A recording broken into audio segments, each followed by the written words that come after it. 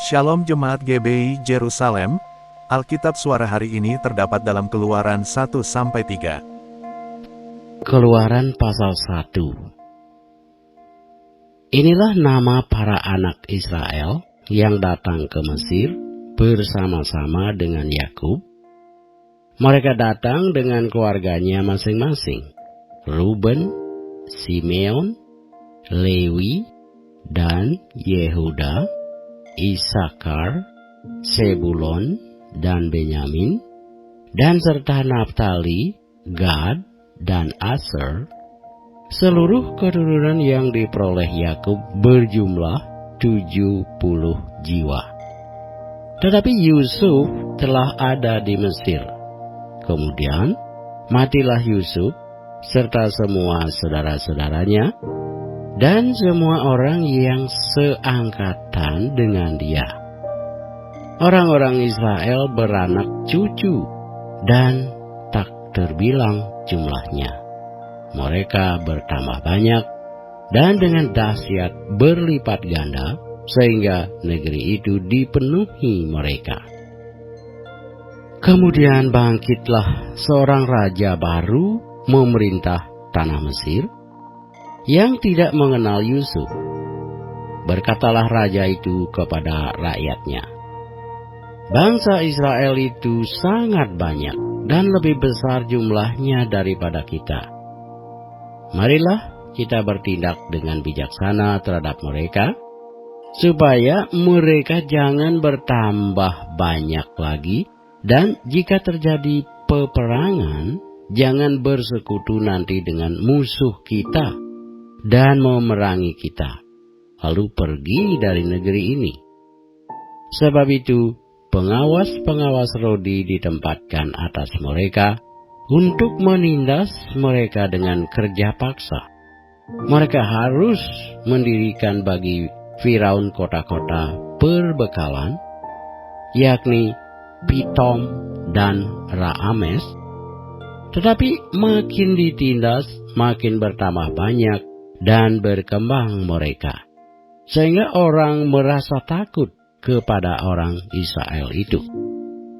Lalu dengan kejam, orang Mesir memaksa orang Israel bekerja dan memahitkan hidup mereka dengan pekerjaan yang berat, yaitu mengerjakan tanah liat dan batu bata dan berbagai-bagai pekerjaan di padang, ya segala pekerjaan yang dengan kejam dipaksakan orang Mesir kepada mereka itu.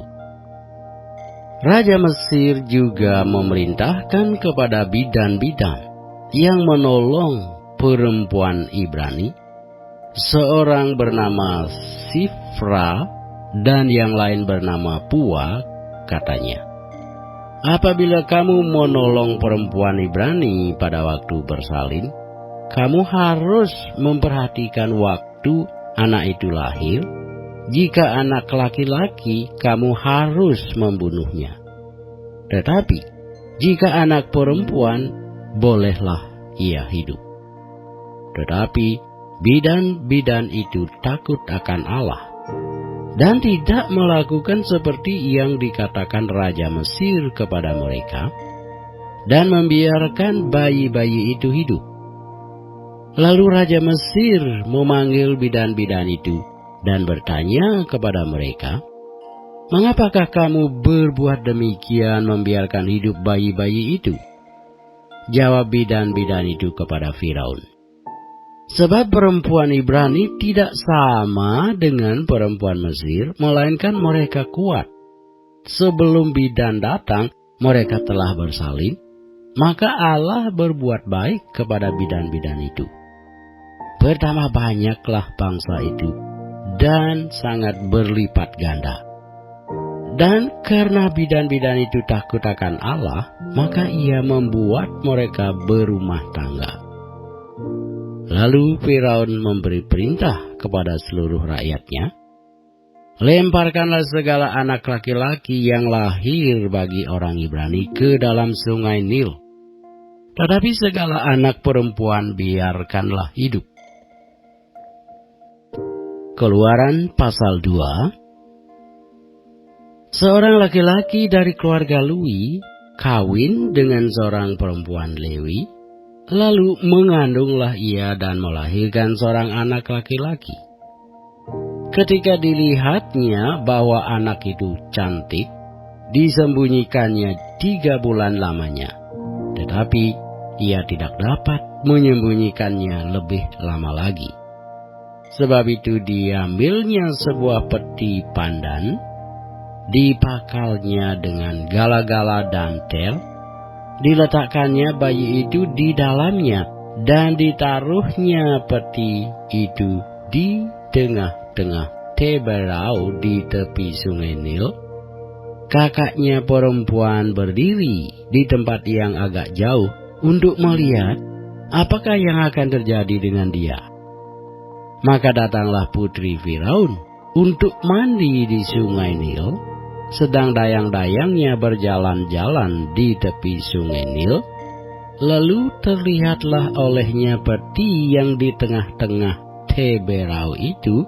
Maka disuruhnya hambanya perempuan untuk mengambilnya. Ketika dibukanya, dilihatnya bayi itu dan tampaklah anak itu menangis.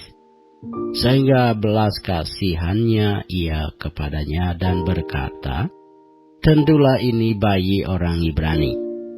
Lalu bertanyalah kakak anak itu kepada putri Firaun, "Akan kupanggilkah bagi tuan putri seorang inang penyusu dari perempuan Ibrani untuk menyusukan bayi itu bagi tuan putri?"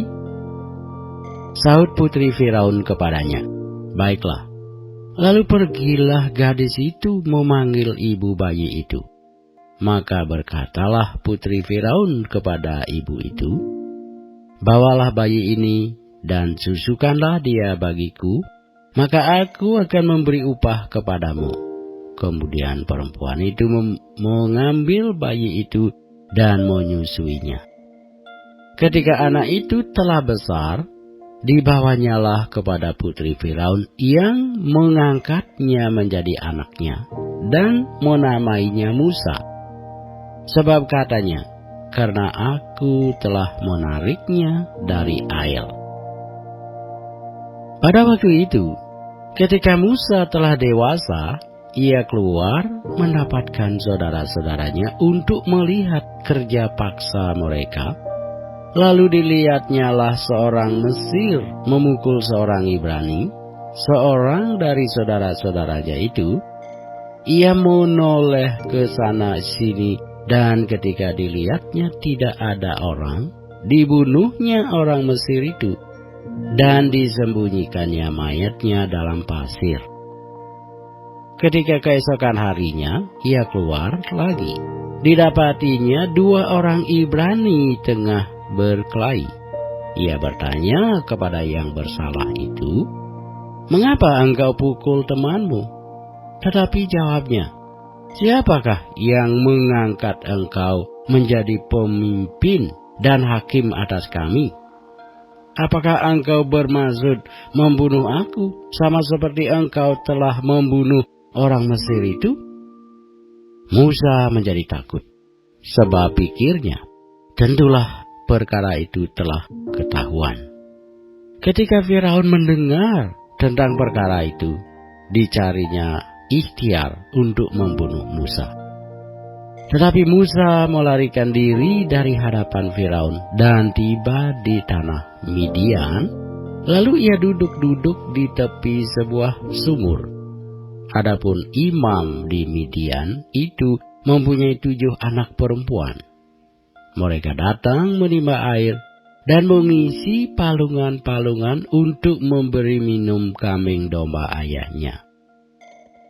Maka datanglah gembala-gembala yang mengusir mereka.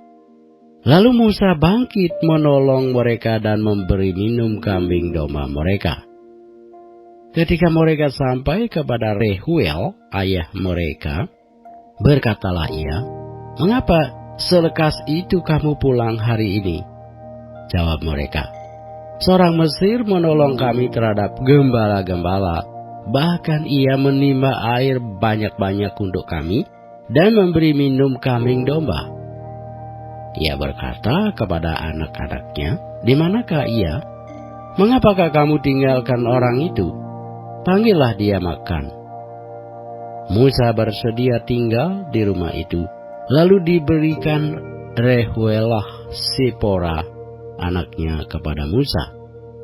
Perempuan itu melahirkan seorang anak laki-laki, maka Musa menamainya Gersom, sebab katanya, "Aku telah menjadi seorang pendatang di negeri asing." Lama sesudah itu matilah Raja Mesir. Tetapi orang Israel masih mengeluh karena perbudakan. Dan mereka berseru-seru, sehingga teriak mereka minta tolong karena perbudakan itu sampai kepada Allah. Allah mendengar mereka mengerang, lalu ia mengingat kepada perjanjiannya dengan Abraham, Ishak dan Yakub. Maka Allah melihat orang Israel itu, dan Allah memperhatikan mereka. Keluaran pasal 3. Adapun Musa, ia biasa menggembalakan kambing domba Yitro, mertuanya, imam di Midian. Sekali ketika ia menggiring kambing domba itu ke seberang padang gurun, sampailah ia ke gunung Allah, yakni gunung Horeb. Lalu malaikat Tuhan menampakkan diri kepadanya di dalam nyala api yang keluar dari semak duri. Lalu ia melihat, dan tampaklah semak duri itu menyala, tetapi tidak dimakan api. Musa berkata, "Baiklah, aku menyimpang ke sana untuk memeriksa penglihatan yang hebat itu. Mengapakah tidak terbakar semak duri itu?" Ketika dilihat Tuhan bahwa Musa menyimpang untuk memeriksanya, berserulah Allah dari tengah-tengah semak duri itu kepadanya, "Musa, Musa." Dan ia menjawab, "Ya Allah." Lalu ia berfirman, "Janganlah datang dekat-dekat. Tanggalkanlah kasutmu dari kakimu, sebab tempat di mana engkau berdiri itu adalah tanah yang kudus." Lagi ia berfirman, "Akulah Allah ayahmu, Allah Abraham, Allah Ishak, dan Allah Yakub." Lalu Musa menutupi mukanya, sebab ia takut memandang Allah. Dan Tuhan berfirman, "Aku telah memperhatikan dengan sungguh kesengsaraan umatku di tanah Mesir, dan aku telah mendengar seruan mereka yang disebabkan oleh pengerah-pengerah mereka. Ya, aku mengetahui penderitaan mereka. Sebab itu aku telah turun untuk melepaskan mereka dari tangan orang Mesir dan menuntun mereka keluar dari negeri itu ke suatu negeri yang baik dan luas, suatu negeri yang berlimpah-limpah susu dan madunya, ke tempat orang Kanaan, orang Het, orang Amori, orang Feris, orang Hewi, dan orang Yebus."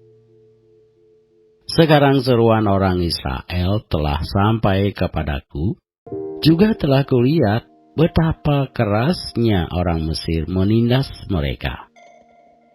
Jadi sekarang pergilah, aku mengutus engkau kepada Firaun untuk membawa umatku orang Israel keluar dari Mesir. Tetapi Musa berkata kepada Allah, "Siapakah aku ini? Maka aku yang akan menghadap Firaun dan membawa orang Israel keluar dari Mesir?" Lalu firman-Nya, "Bukankah aku akan menyertai engkau? Inilah tanda bagimu bahwa aku yang mengutus engkau. Apabila engkau telah membawa bangsa itu keluar dari Mesir, maka kamu akan beribadah kepada Allah di gunung ini." Lalu Musa berkata kepada Allah, "Tetapi apabila aku mendapatkan orang Israel dan berkata kepada mereka, Allah nenek moyangmu telah mengutus aku kepadamu, dan mereka bertanya kepadaku, bagaimana tentang namanya? Apakah yang harus kujawab kepada mereka? Firman Allah kepada Musa, Aku adalah Aku. Lagi firman-Nya, beginilah kau katakan kepada orang Israel itu, Akulah Aku, telah mengutus Aku kepadamu. Selanjutnya, berfirmanlah Allah kepada Musa, beginilah kau katakan kepada orang Israel, Tuhan, Allah nenek moyangmu, Allah Abraham, Allah Ishak, dan Allah Yakub, telah mengutus Aku kepadamu. Itulah namaku untuk selama-lamanya, dan itulah sebutanku turun-temurun. Pergilah, kumpulkanlah para tua-tua Israel, dan katakanlah kepada mereka, Tuhan, Allah nenek moyangmu, Allah Abraham, Ishak, dan Yakub, telah menampakkan diri kepadaku, serta berfirman, Aku sudah mengindahkan kamu juga apa yang dilakukan kepadamu di Mesir. Jadi aku telah berfirman, Aku akan menuntun kamu keluar dari kesengsaraan di Mesir, menuju ke negeri orang Kanaan, orang Het, orang Amori, orang Feris, orang Hewi, dan orang Yebus, ke suatu negeri yang berlimpah-limpah susu dan madunya. Dan bila mana mereka mendengarkan perkataanmu, maka engkau harus beserta para tua-tua Israel pergi kepada Raja Mesir, dan kamu harus berkata kepadanya, Tuhan Allah orang Ibrani telah menemui kami. Oleh sebab itu, izinkanlah kiranya kami pergi ke padang gurun 3 hari perjalanan jauhnya, untuk mempersembahkan korban kepada Tuhan Allah kami. Tetapi aku tahu bahwa Raja Mesir tidak akan membiarkan kamu pergi, kecuali dipaksa oleh tangan yang kuat. Tetapi aku akan mengacungkan tanganku dan memukul Mesir dengan segala perbuatan yang ajaib, yang akan kulakukan di tengah-tengahnya. Sesudah itu ia akan membiarkan kamu pergi.